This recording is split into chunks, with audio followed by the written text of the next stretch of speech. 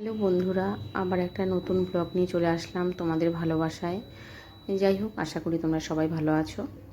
তো বৃহস্পতিবার, তা পুজো ছিল। বৃহস্পতিবারে লক্ষ্মীবারের ঘট বসাতে হয়, তাই এই যে ঘরটা তোমার স্নান টান করা হয়ে গেছে, তাই এই যে ভাবলাম পুজোটা করে ফেলি। তাই লক্ষ্মীর ঘরটা একটু সিঁদুর দিয়ে সাজিয়ে নিলাম। তারপরে গঙ্গা জল দেবো, ফুল বেলপাতা সমস্ত কিছু দিয়ে লক্ষ্মীর ঘরটা এই যে রেডি করে নিলাম।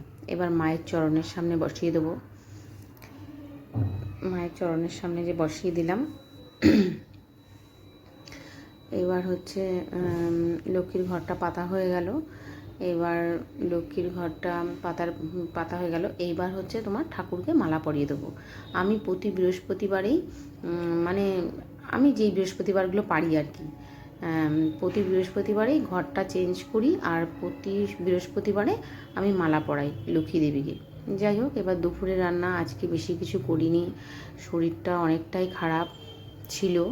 তো ডাল পাতুরি করেছি আর একটু ডিমের মামলেট করেছি, এই তাছাড়া আর কিছু করতে পারিনি। শরীরটা অনেকটাই খারাপ, কিছু মানে কোনো কাজকর্ম কোনো কিছুই মানে করতে পারছি না। যাই হোক, পেঁয়াজটাও পুড়ে গেছিলো একটু।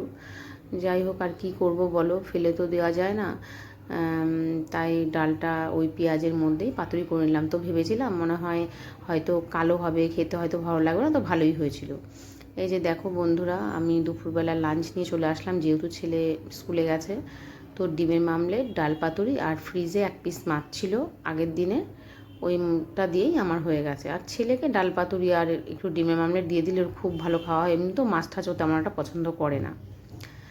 যাই হোক, এই দিয়ে খাওয়া দাওয়া সেরে নিলাম। বন্ধুরা, তোমরা কে কোথা থেকে দেখছো অবশ্যই কমেন্ট করো, ভালোবাসা দিও। তোমাদের ভালোবাসায় আমি যেন অনেকটা দূর পৌঁছে যেতে পারি, এতটুকুই তোমাদের কাছে আমার অনুরোধ। তাছাড়া হচ্ছে তোমাদের ভালোবাসা পেলে আমার উৎসাহ হবে যে নতুন নতুন ভিডিও দেওয়ার। যাই হোক বন্ধুরা, আমি খাচ্ছি। তোমাদের সবার যদি ভালো লাগে অবশ্যই আমার বাড়ি চলে এসো, আমি অ্যাড্রেস দিয়ে দেবো, চলে এসো। আমি যতটুকু যা পারি তোমাদেরকে তাই দিয়ে আপ্যায়ন করে দেবো। বাই।